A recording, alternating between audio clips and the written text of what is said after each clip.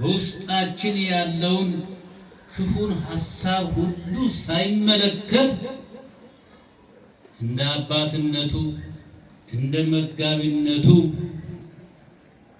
ሁላችንንም አምና በቆምንበት ቦታ ቁመን እሱን እንድናመሰግነው ለኛ ለልጆቹ ይህን ታላቅ ዕድል የሰጠ አምላክ ክብርና ምስጋና ለእርሱ ይሁን።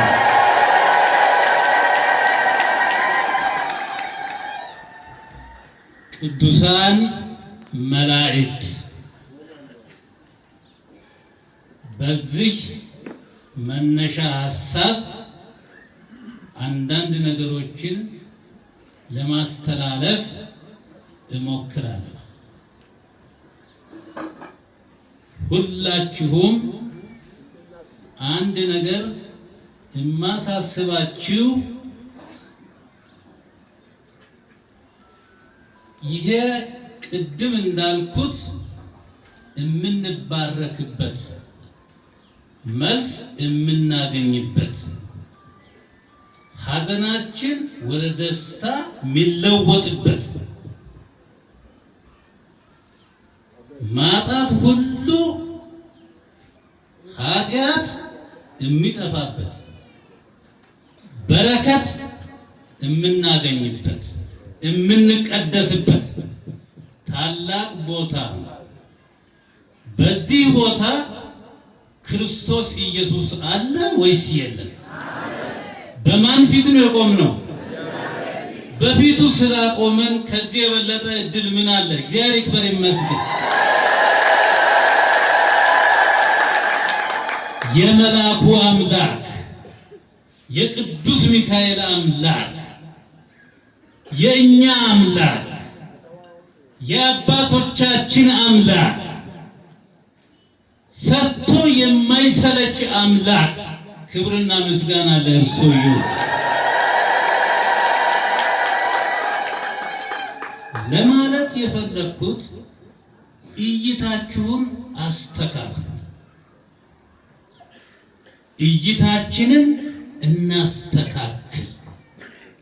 መቼም ዘመናችንን፣ ጊዜያችንን፣ ሁኔታችንን ሁሉ ታውቃላችሁ። በጣም በመረረ ሰዓት ውስጥ ነው ያለነው። ችግር ውስጥ ነው ያለነው። መከራ ውስጥ ነው ያለነው።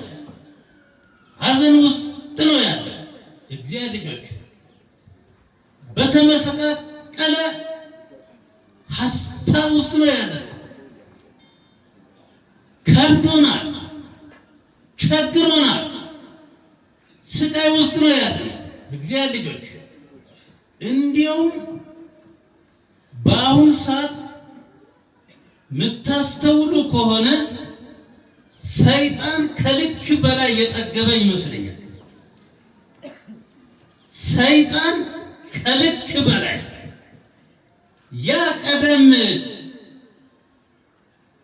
አባቶቻችንን የሚያሳድድ የነበረ ሰይጣን አባታችንን አዳምን እናታችንን ሔዋንን ከተከፈተው ገነት ከተነጸፈው ዕረፍት ያባረረ ሰይጣን ዛሬም ከልክ በላይ የጠገበ ይመስላል። ዛሬ በዘመናችን ተሳዳቦች በዝተዋል፣ የሚያሳድዱ በዝተዋል፣ የሚያቆስሉ በዝተዋል።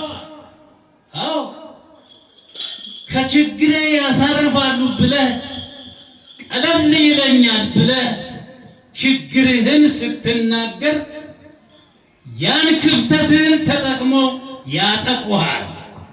እግዚአብሔር ልጆች ክፍተትህን ለሚሞላ ባዶነትህን ለሚሞላ ለክርስቶስ ንገር ችግርህ። አዎ ለቅዱስ ሚካኤል አምላክ መልአኩ እየበረረ እንዲመጣልህ፣ አዎ ጓዳህን እንዲሞላልህ፣ ባዶነትን እንዲሞላልህ ክፍተትን ለማን ተናገር? እግዚአብሔር ተናገር። እቤት ተንበርክከ እያለቀስ አዎ ከችግር ነፃ ትወጣለህ። እና በዚህ ዘመን ሰይጣን የጠገበ ይመስላል። እግዚአብሔር ልጆች በዚህ በቅዱስ ስፍራ ያላችሁ ይሄን ድምፅ የምትሰሙ በያላችሁበት ቦታ እይታችሁን አስተካክሉ። የሚያሳድዷችሁ ላይ አይናችሁን አታድርጉ። የሚሰድቧችሁን መልሳችሁ አትስደቡ። ጉድጓድ ለሚቆፍርላችሁ እናንተም ጉድጓድ አትቆፍሩ። እይታችሁን አስተካክሉ። መቼም የኢዮብንና የሚስቱን ታሪክ ታውቃላችሁ። የነዚህን የሁለቱን እይታ በደንብ ታውቃላችሁ። የኢዮብ ሚስት እይታዋ በባሏ ቁስል ትኩር ብላ ጠዋትም ማታ ያን ቁስል ነው የምታየው። ዞር ብላ ደግሞ የልጆቿን እልቂት ታስባለች። ደግሞ ዞር ትልና የንብረቷን መውደድ የዚህ ዓለም ንብረት ስለወደመባት ስለጠፋባት ስለተበላሸባት እይቷን ወደዛ ዛሬ የጎደለህን ለመሙላት እየደመርክ በዚህ ዓለም የጎደለብህ ነገር ስላለ እየደመርክ የምትታመም ስንት ናለ እዚህ ውስጥ። በእውነት ጎደሎህን ለመሙላት እንቅልፋተህ ትተኛለህ። የሥጋ አእምሮትህን የዓይን አእምሮትህን ለመፈጸም እይታን ወደዛ ታደርጋለህ። እይታችሁን አንሱ። የኢዮብ እይታ ግን ከሚስቱ የተለየ። ኢዮብ ምን አለ? ያ ሁሉ መከራ ተደራርቦ ጥቃቱ ሲደርስበት ምን አለ? እግዚአብሔር ሰጠ፣ እግዚአብሔር ነሳ። ለዘላለም የእግዚአብሔር ስም ምን ይሁን? እስቲ በሉ የእግዚአብሔር ስም የተመሰገነ ይሁን። በደስታም የማን ስም የተመሰገነ ይሁን? በማግኘታችሁ ማን የተመሰገነ ይሁን? ጎደሏችሁ በመሙላቱ ማን የተመሰገነ ይሁን? በማጣታችሁ ማን የተመሰገነ ይሁን? በሐዘን ውስጥ ማን የተመሰገነ ይሁን? እግዚአብሔር ይመስገን ብላችሁ አጨብጭቡ።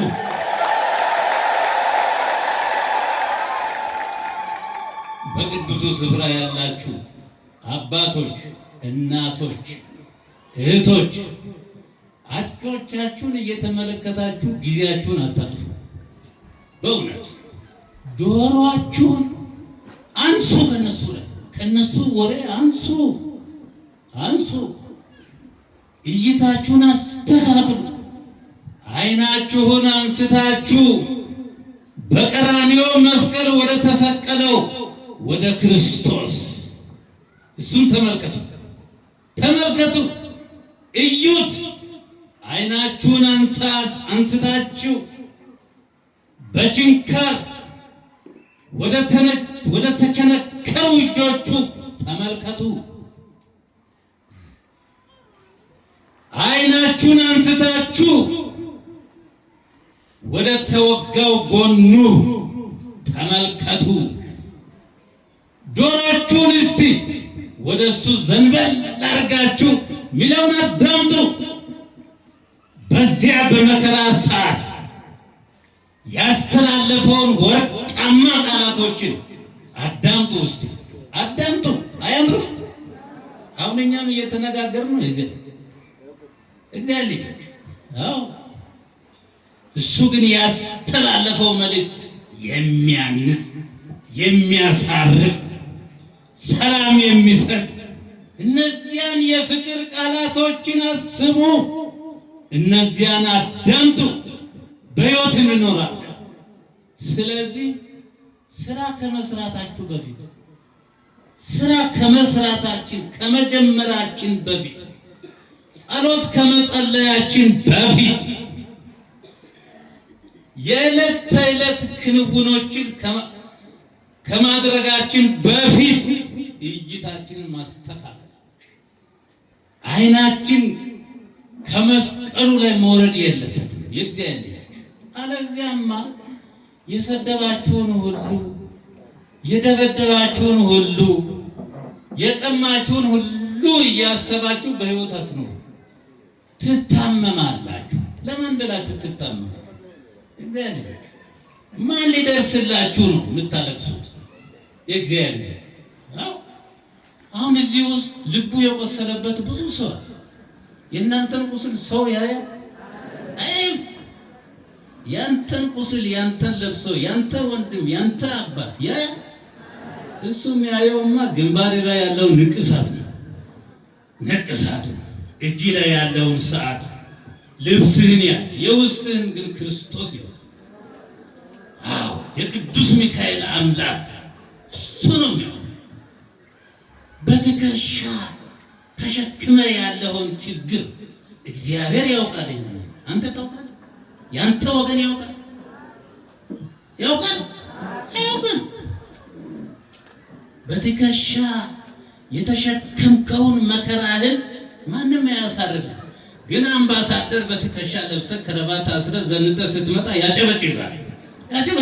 የሰው ልጅ አይ ከንቱ፣ አይ ዋጋ ቢስ እግዚአብሔር ይወላችሁ። በዘመናችን ያለ ነገር ይሄ ነው። ስለዚህ እይታችሁን አስተካክሉ፣ አነጋገራችሁን አስተካክሉ፣ አካሄዳችሁን አስተካክሉ። አዎ በሰላም ትኖራላችሁ። የሰላም አምላክ የፍቅር አምላክ ክርስቶስ ሁላችንንም ተዋህዶ ይኖራል። ከችግራችን ከሐዘናችን ከለቅሷችን ሁሉ ነፃ እንወጣለን። አዎ እና እይታችሁን አስተካክሉ። ቅዱሳን መላእክት ነው ያሉት።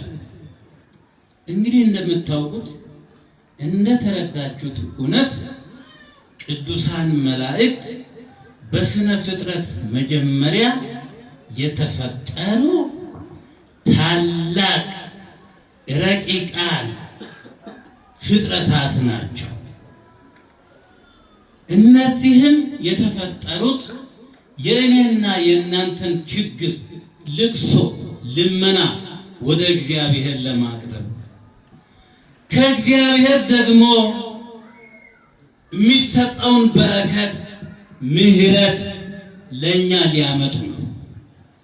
መላእክት ሲናገሩ ድምፃቸው ሲገለጡ ግርማቸው ያስፈራል። አሁን አንዳንድ ሰዎች በጣም ይገርማል። መላእክት ምንድን ናቸው? መላእክት ምንድን ናቸው ይላል። በእውነት እንደው አንድ መልአክ እንደው እስከነ ክብሩ ቢገለጥ ሰው ይቆማል? ይወላችሁ የሚያስፈሩ ናቸው፣ ግሩማን ናቸው። ለተልእኮ ነው የተፈጠሩት። መላእክት ነባቢያን ናቸው፣ ይናገራሉ። ለባውያን ናቸው፣ ያስተውላሉ። ሕያዋን ናቸው፣ አይሞቱም።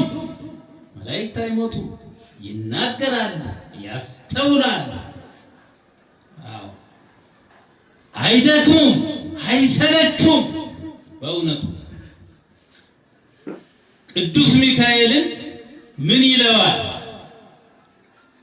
የሰው ልጆች ስርየትን እስከሚያገኙት ድረስ ሚካኤል በእግዚአብሔር ፊት ተንበርክኮ ይጸልያል።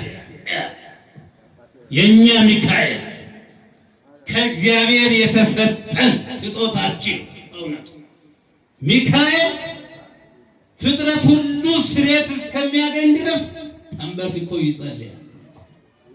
ለእኛ ምሕረቱን ያምጣልን ቅዱስ ሚካኤል ይጸልይልን። አዎ መላእክት ተራዳኢነታቸው በብሉይ ኪዳን በአዲስ ኪዳንም በስፋት ተዘርዝሯል፣ ተጠቅሷል። እግዚአብሔር ልጆች መላእክት አይደክሙም፣ አይሰለቹም። አዎ እንዲሁም ስለ የኛን ድህነት በእኛ ድህነት ሰላም በማግኘት መላእክት ይደሰታል። አንድ ሰው በዚች ምድር ላይ ኃጢአት ሰርቶ ንስሐ ሲገባ በሰማይ ምን ይሆናል? ደስታ ይሆናል። በመላእክት ዘንድ ሰርግ ይሆናል። አዎ አሁን እዚህ ያላችሁ የተጣላችሁ ካላችሁ ታርቃችሁ ብትሄዱ በልቡናችሁ በጎ ነገር ብታስቡ ስጋውን ብትበሉ ደሙን ብትጠጡ ቅዱስ ሚካኤል ይደሰታል አይደሰትም? ይደሰታል። በእኛ እድገት በእኛ ለውጥ የእግዚአብሔር መላእክት ይደሰታል። በእውነቱ እኛ አሁን በዚች ምድር እንኳን ወንድሞቻችን እህቶቻችን እንዲያው በስባሽ የሆነውን ነገር እንዲያው ሲያገኙ ስንቱ ይመቀኛል። በእውነቱ ስንቱ ይመቀኛል። ጠዋት የአይጡ ማት ከሰዓት የእባቡ ማት ሁሉ ግን ሞኝ ነው በእውነቱ። ይህን ሁሉ ሰዓት የሚደክም ሰው ሞኝ። አሁን አንዲት አይጥ በሕይወት ብትኖር እንዲያው ጎተራ ውስጥ ገብታ ስንዴውን ሁሉ ትጨርሳለች፣ ትፈጀዋለች ይባላል። ያ እባቡም ደግሞ በሕይወት ቢኖር መርዛማ ነውና መቼም ሰው ይነድፋል ይጎል ከሞተ በኋላ ምን ያደርጋል? ያው ሰው በከንቱ ይደክማል። በእውነቱ ሰው በከንቱ በማይደክምበት ቦታ በማይመለከተው ነገር የእግዚአብሔር መልአክ ከኛ ጋር አለ የለም? በእውነት አትፍሩ፣ አትደንግጡ። አዎ በሱ ስለታመንከው ስላንተ እሱን ስላመንከው ስላንተ እግዚአብሔር መላእክቱን ስላንተ ያዝላል አይደል? መዝሙረ ዳዊት ምዕራፍ 90 ከቁጥር 11 እስመ ለመላእክቲሁ ይእዝዞሙ በእንቲአከ ከመ ይቀቡከ በኩሉ ፍናዊከ ወበእደዊሆሙ ያነስኡከ እግርህ በእንቅርፋት ተሰናክላ እንዳትወድቅ በመንገድ በትዳር ሁሉ በእግዚአብሔር ስለታመንክ እሱን ጥግ ስላደረግ እግዚአብሔር መላእክቱን ስላንተ ያዝላል። አዎ ለእኛም ይዘዝልን። በእግዚአብሔር መግቦት ተማመኑ። አዎ በእግዚአብሔር ጥበቃ ተማመኑ ክርስቲያኖች። አዎ አሁን ዛሬ ቤት ሰርተን ጎጆ ቀልሰን አጥር አጥረን ጥበቃ ቀጥረን ውሻ እየቀለብን የምንጠበቅ ሰዎች ከምንም አያድነን እግዚአብሔር በሚል። ከሁሉ በላይ ግን ሰው ክቡር ስለሆነ በአርአያውና በምሳሌው የፈጠረ እግዚአብሔር መላእክቱን ይልካል፣ በመላእክቱ ያስጠብቃል። በመላእክት እንደምትጠበቁ አታውቁ?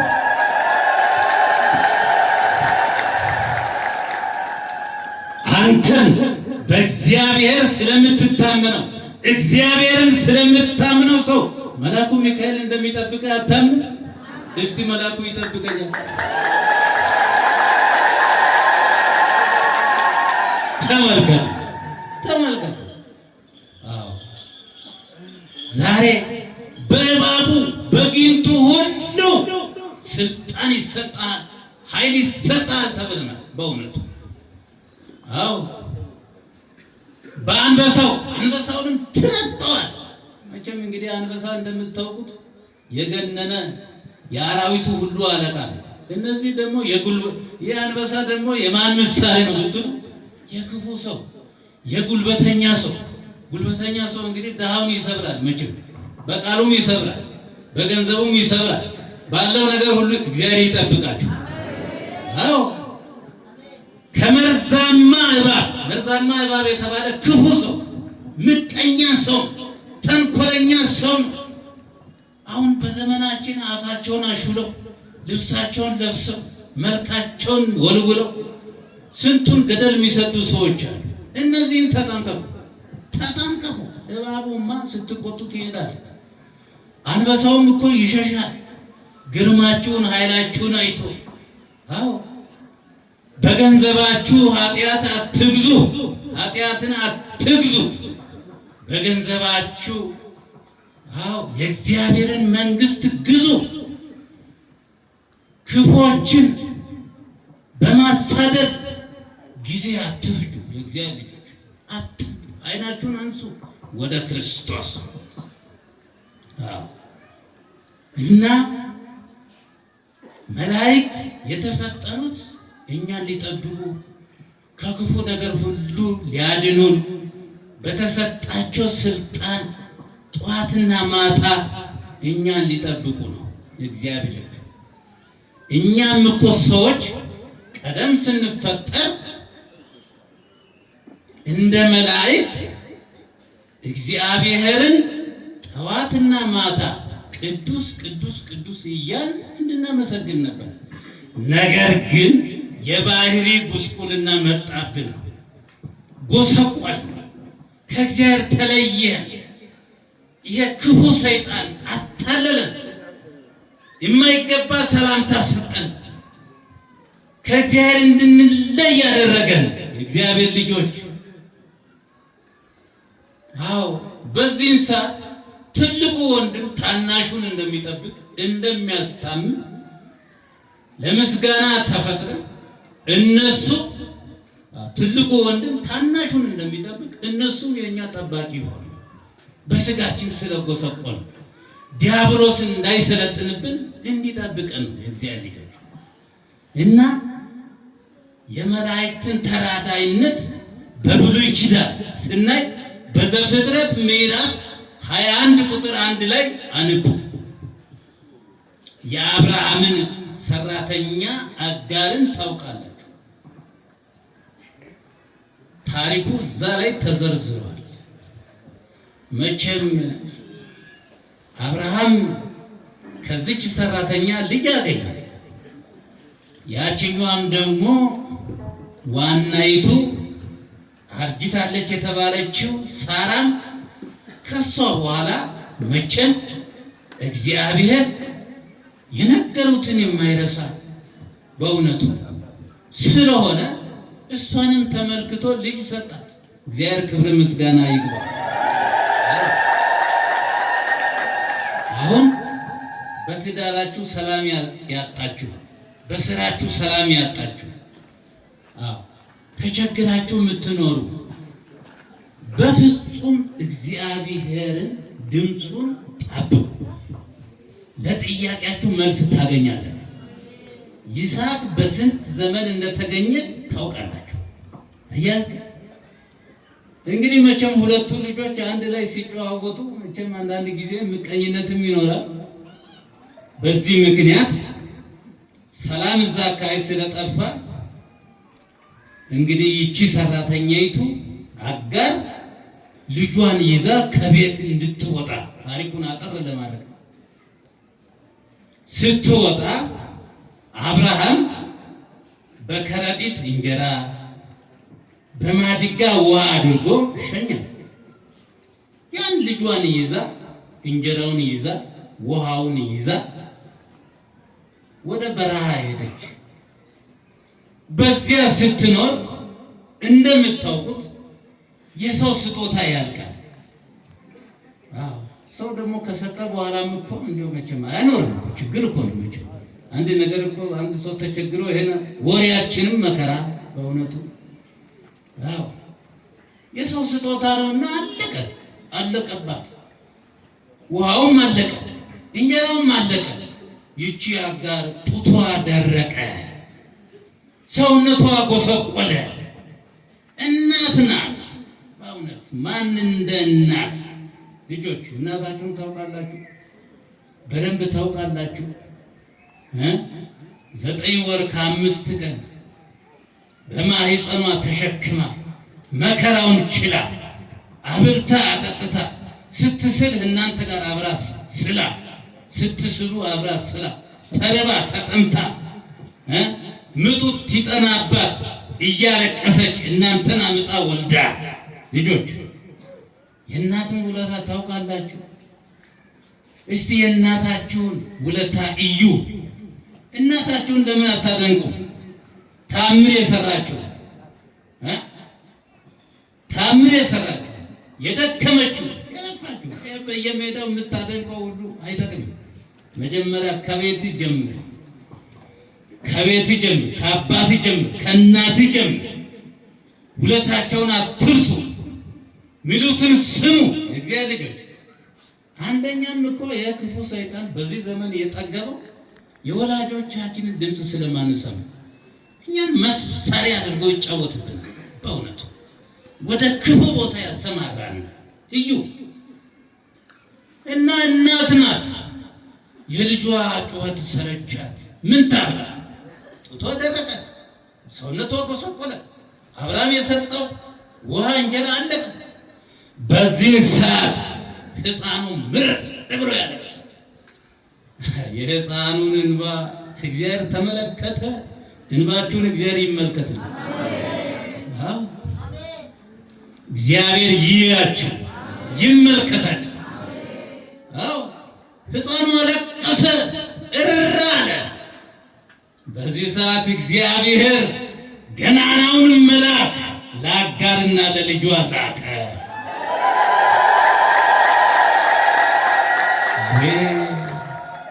መልአኩ አጋር አታልቅሺ፣ ልጅሽን አንሺ። ገና መልአኩ አጋር ብሎ ሲጠራት ዓይኗ ተከፈተ። ዓይኗ ተከፈተ። መልአኩ ቅዱስ ሚካኤል ሲጠራን የከበረን ሁሉ ቅልል ይላል።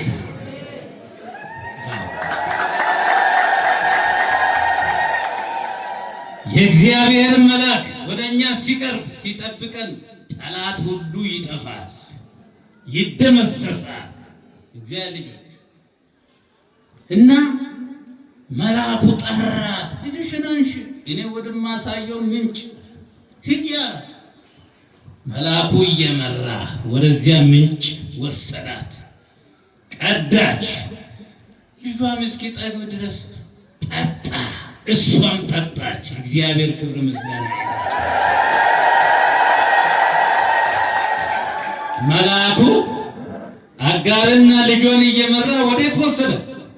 ወደ ምንጩ ወሰደ። ወደ ምንጩ ወሰደ።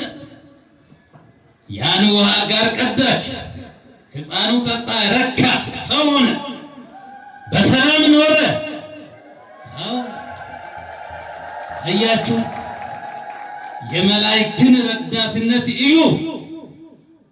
እኛን ዛሬ መልአኩ ቅዱስ ሚካኤል እየመራ የሕይወቱ ምንጭ ወደ ሆነው ወደ ክርስቶስ ያደርሳል አያደርስም? ንገሩ እስቲ። ያደርሰኛል።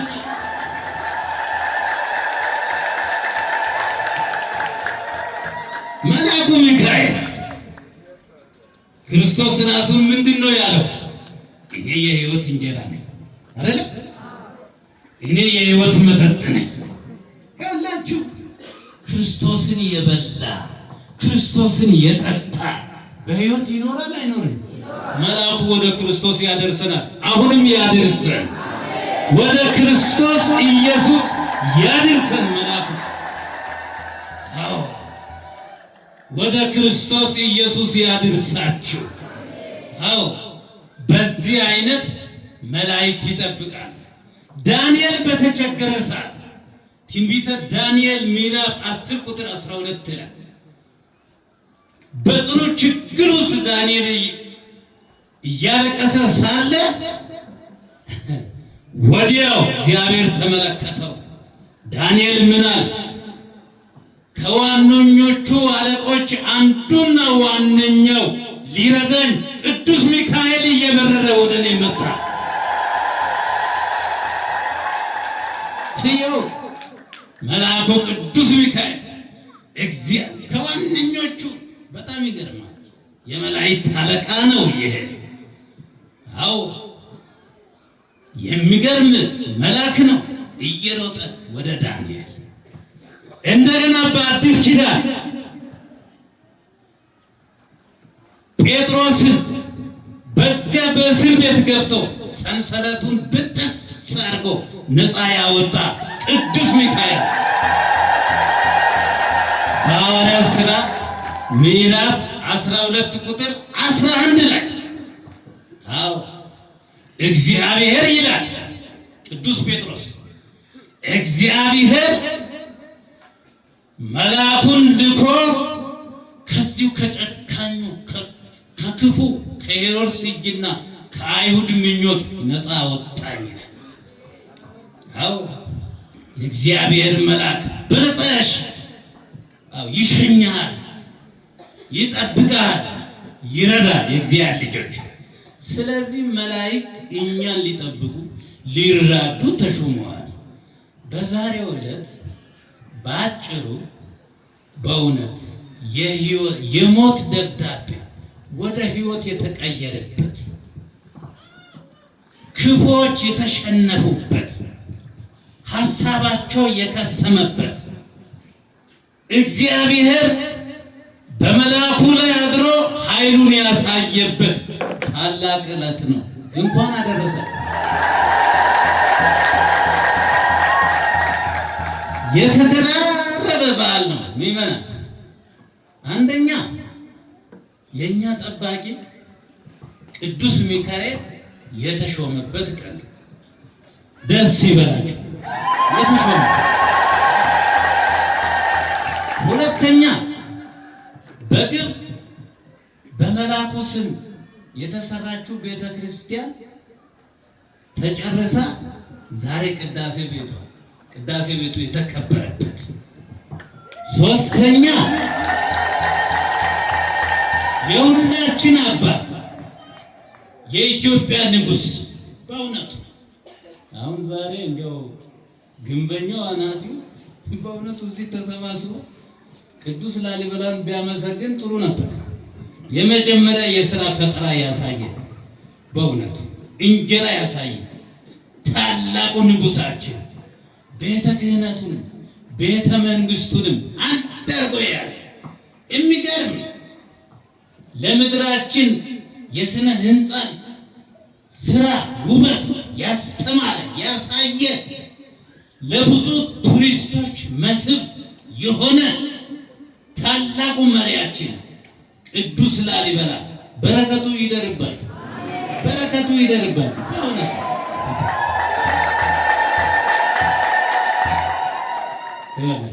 እሱ የሚታሰብበት ዕለት ነው የእግዚአብሔር ልጆች እና አንደኛዋና ዋነኛዋ አሁን ዛሬ እስቲ ዛሬ ጠዋት ድርሳኑን ያነበባችሁ እጅ ከፍ ከፍ የላችሁ አላችሁ። የት አካባቢ ነው? ኑሩ። እግዚአብሔር ያኑራችሁ፣ እግዚአብሔር ያኑራችሁ። በእውነት ይህ ድርሳኑ አንቡት፣ ታሪኩን አንቡት፣ ገድላቱን አንቡ ባካችሁ ምእመናን። አዎ ያንተው ዝም ብሎ ልብ ወለዱ እያነበባችሁ አቤት የገሌ የጻፈው መጽሐፍ እንዴት ይጣፍጣል፣ ንግግሩ እንዴት ይጣፍጣል ይላል። ይሄን ታደንቃላችሁ። እስቲ ይሄን በመንፈስ ቅዱስ ኃይል አባቶቻችን የሰሩትን ስራ ገድላቸውን እዩ፣ ተመልከቱ። በውስጣችሁም ራሳችሁን እዩ፣ አኑሩ። በዚያ ውስጥ እለፉ ውስጥ ይመናል። ዛሬ እንግዲህ በጣም በሚገርም ሁኔታ ባጭሩ አንድ ሰው ነበር ይላል፣ እግዚአብሔርን የሚፈራ ሰውንም የሚያፍር ወር በገባ በሰኔ 12 እና በሂዳር 12 የቅዱስ ሚካኤልን መታሰቢያ የሚያደርግ አንድ ሰው ነበር። የሩሩና ደግ ሰው። ለዚህ ደግሞ ይገርማችኋል፣ አንድ ርኅራኄ የሌለው ክፉ ሰው ደግሞ ተጎረቤቱ አለ። ይህ ደግሞ ሀብታም ነው፣ ግን ክፉ ነው። ታዲያ ይህ ርኅራኄ ያለው እግዚአብሔር የሚፈራ ሰው የሚሞትበት ወቅት ደረሰ። ሊሞት ሲል ሚስቱን ጠራትና የኔ እህት አደራሽ የተለመደው እንዳይቀር መልአኩ ወዳጃችን ነው። እግዚአብሔር መጋቢያችን ነው። በኑሯችን ሁሉ፣ በመንገዳችን ሁሉ፣ በስራችን ሁሉ ይሄ መልአክ እየመጣ ይጠብቀናል። ዝክሩን የተለመደው እንዳታስታጉይ። እኔ እንግዲህ ከዚህ ዓለም ማረፌ ነው ብሎ አረፈ በእግዚአብሔር ፈቃድ። ይህ ሰው እንዳረፈ ይቺ ሴት ጸንሳ ነበርና ምጡ ጸናባት። ምጡ ሲጸናባት ወደ እግዚአብሔር አመለከተች፣ ጮኸች። እግዚአብሔር ሆይ ዳንኤልን የረዳ ሦስቱን ሕፃናት ከእሳት ያወጣ ወዳጄን ሚካኤልን ለእኔ አትልክልኝ? የት ልድረስ? ባለቤቴ ሙቷል፣ ደህና ጎረቤት የለኝም፣ ወዴት ልግባ? ጌታዬ ተመልከተ እየኝ። በዚህ ሰዓት የነገሩትን የማይረሳ እግዚአብሔር ወዲያው መልአኩን ላከለት።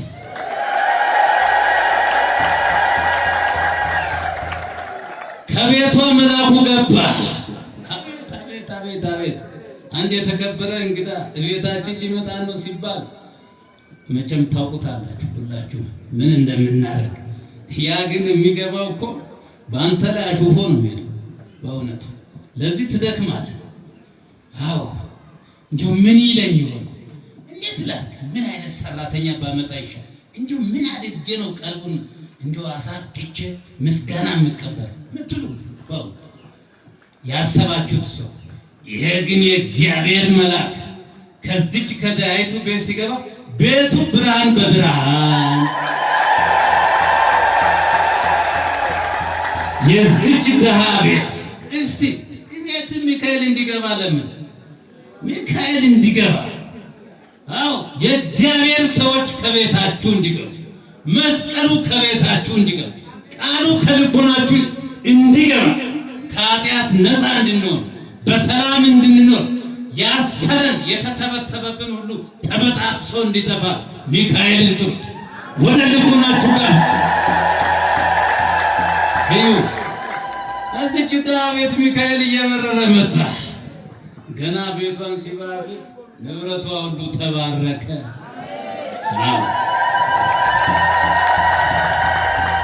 የእግዚአብሔር ታቦት ታቢዳራ ቤት ሲገባ ቤቱ አልተባረከም? ንብረቱ አልተባረከም? እርሻው አልተባረከም? አካባቢው አልተባረከም? ዛሬም ሚካኤል ከዚች ድሃ ቤት ሲገባ ቤቷ ብርሃን በብርሃን።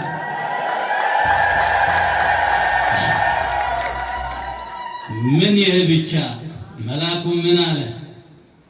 አትጨነቂ፣ አይዞሽ፣ ልጅሽን በሰላም ተገላገለሻል። ይሄ ልጅሽ ያድጋል፣ ከፍ ይላል፣ ይለወጣል። እግዚአብሔር በሱ ላይ አድሮ ታምር ይሰራል። ምን ይሄ ብቻ! የዚህን የክፉን ጎረቤት የምቀኛውን ሰው ሀብት ሁሉ ይወርሳል። ያላችሁ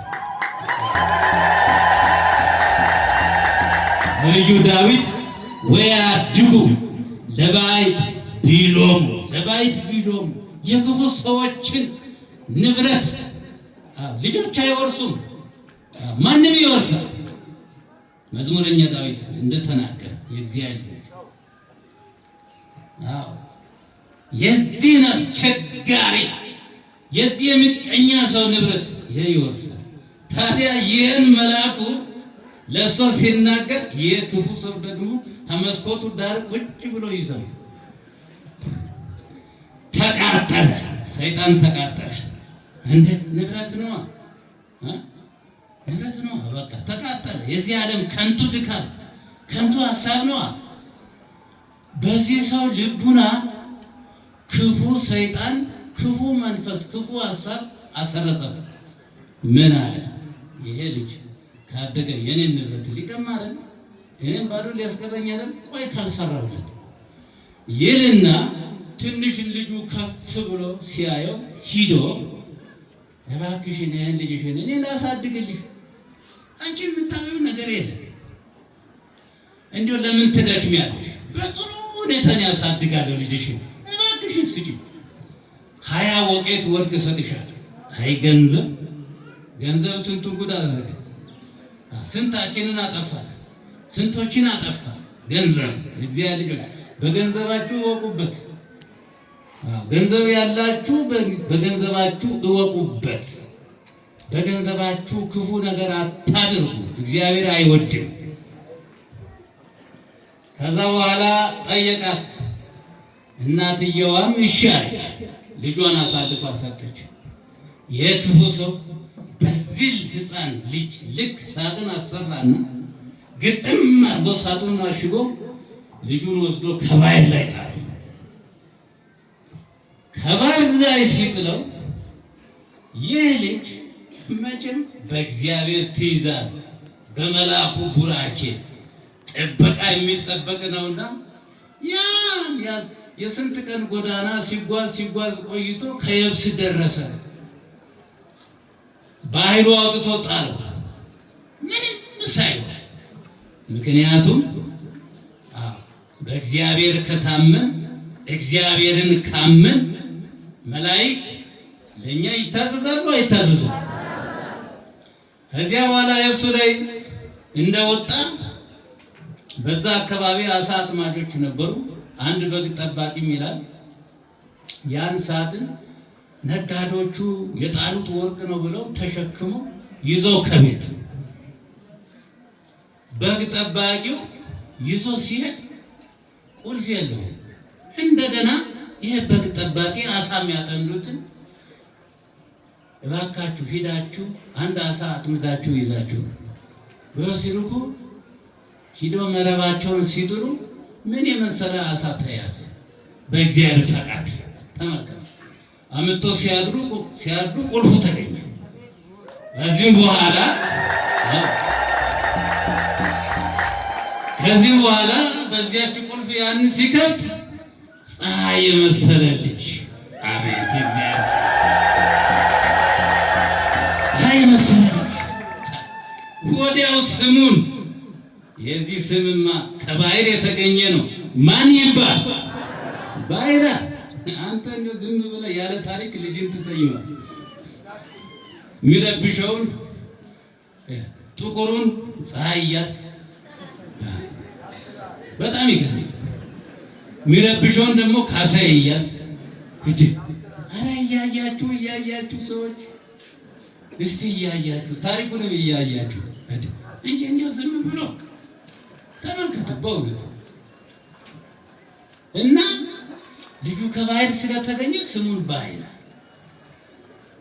ይሄ ሰው አሳደገው፣ ከፍ አለ። ይልቅ ትህትናው፣ ትዕግስቱ፣ መቼም ያለው ነገር ሁሉ እግዚአብሔር ሲባርክ እንዲህ አይነት ልጅ ይስጣል። በእውነቱ ጸልዩ። እናንተን የሚጠብቃችሁ ሀገር የሚጠብቅ ልጅ እግዚአብሔር ይስጣችሁ። ያን ነው መሳል ያለባችሁ በእውነቱ።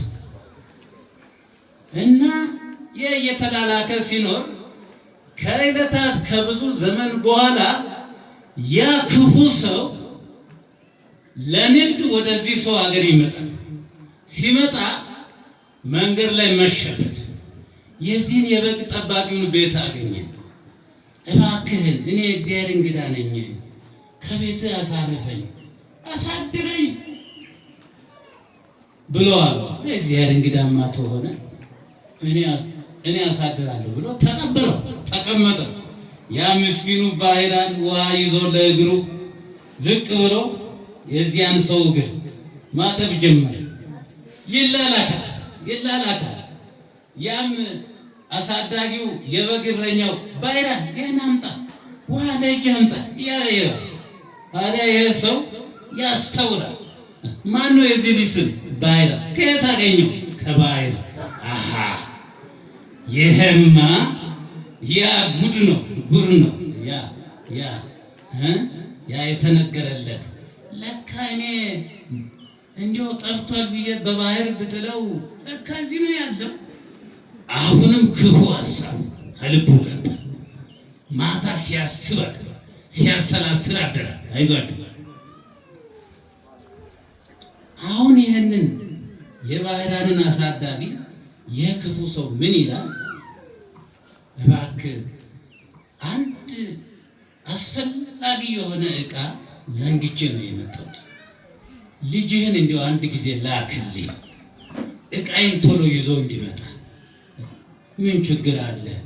አንተ በእግዚአብሔር እንግዳ ነህ፣ ልጄም ይታዘዛል። በላከው። ከዚያ በኋላ ይገርማቸዋል። አንድ ወረቀት ሙልት አድርጎ የሞት ደብዳቤ ለዚያ ለሱ ስራ አስኪያጅ፣ ለሱ ኃላፊ፣ ለሱ መጋቢ ባህራን የሚባል ሕፃን ልጅ ይመጣል። ገና እንደደረሰ አንገቱ ላይ ቢላዋ አሳርፍ፣ ግደለው፣ ገድለህም ቶሎ ቅበረው የሚል ይህን ልጅ በአስቸኳይ እንዲህ አይነት እርምጃ ውሰድለት ብሎ የራሱን ማኅተም አድርጎ ቲተር አድርጎ በሕፃኑ ላይ ላከ። ይህም ሞኝ ደግሞ የሞቱን ደብዳቤ ይዞ ድክ ድክ ድክ እያለ ይሮጣል።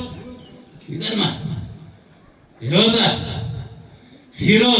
ሲሮጥ ከማኅፀን ጀምሮ እስከ መጨረሻው የሚጠብቀው ሚካኤል ከሱ ጋር ነው።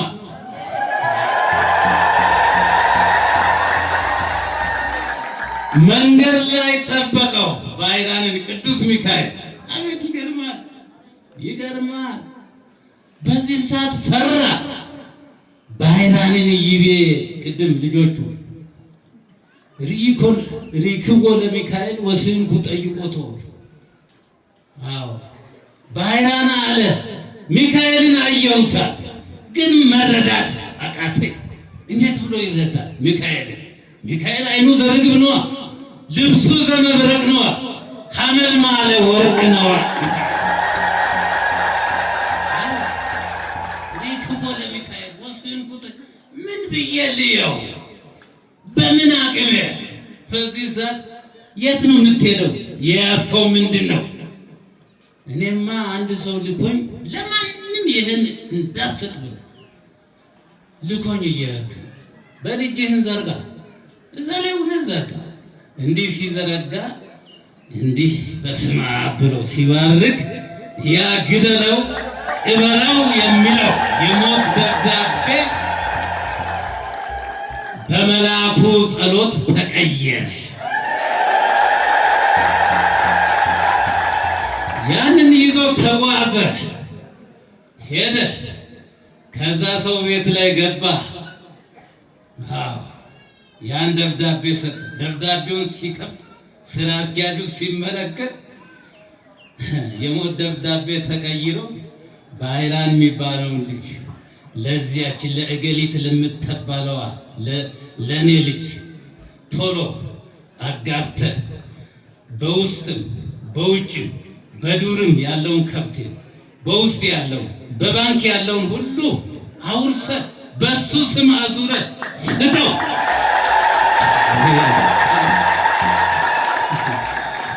በጣም ይገርማል፣ ይገርማል። ሰው ግደለው ይላል፣ ሰው አጠፋለሁ ይላል፣ ሰው ያሳድዳል።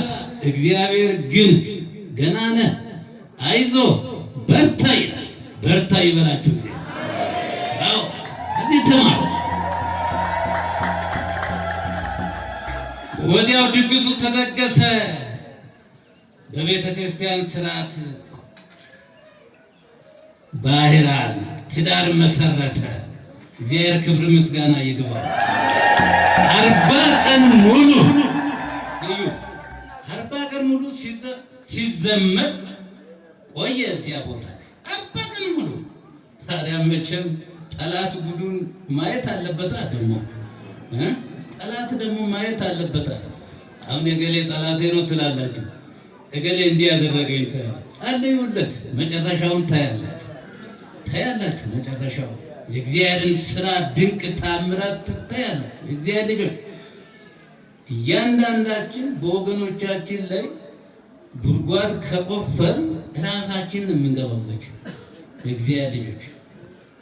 አሁን ይሄ ሰው 40 ቀን ሙሉ እየተበላ እየተጠጣ በዓል እየተከበረ ሳለ የክፉ ሰው ደግሞ በቅሎ ላይ ቁጭ ብሎ ባርኔጣውን አድርጎ ከተፋለ።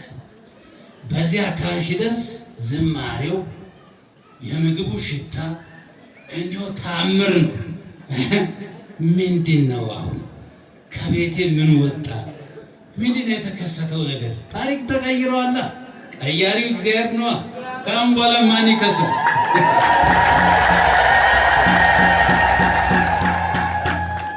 ወዲያው በቅሎ ላይ እያለ ስራ አስኪያጁ መጣ። ምንድን ነው ይሄ የማየው? አይ አንተ ያ የላከው ልጅ ባይራን የተባለ ልጅህን አግብቶ በስመ አብ ልጅህን አግብቶ በውጭ በውስጥ ያለውን ንብረቱን ሁሉ ውርስ አድርጎ ቤት ሰርቶ በቤተ ክርስቲያን ስርዓት ከድንጋጤው ብዛት መሬት ላይ ውድቅ አንጀቱ ወጣ። እግዚአብሔር ከዚህ ማት ይሰውር። ይኸውላችሁ በጣም ተመልከቱ። ዛሬ የእግዚአብሔር መልአክ ታሪክ የቀየረበት ቀን ነው። ታሪካችንን ይቀይርልን። አዎ እንዲሁ ብዙ ጊዜ ጩኸን የሚሰማን አጣን፣ ተቸገርን የምትሉ ድሉ የእናንተ ነው። መጨረሻ ታገሱ። መልአኩን እግዚአብሔር ይላክላችሁ።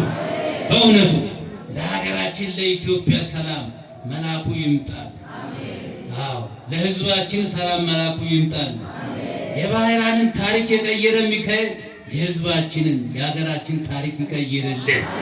ስለዚህ በጸሎት ትጉ፣ ክርስቲያኖች በጾም ትጉ፣ ለሰላም ትጉ። ክፎችን በማሳደድ ጊዜያችሁን አትጨርሱ፣ አትስሟቸው። የክርስቶስን ቃል በመስቀል ላይ ተሰቅሎ ያስተላለፈው ያ ለዘንተ ዓለም የሚያኖረን የፍቅር ቃላቶችን አስቡ። እግዚአብሔር ከሁላችን ጋር ይሁን። ወስብሐት ለእግዚአብሔር።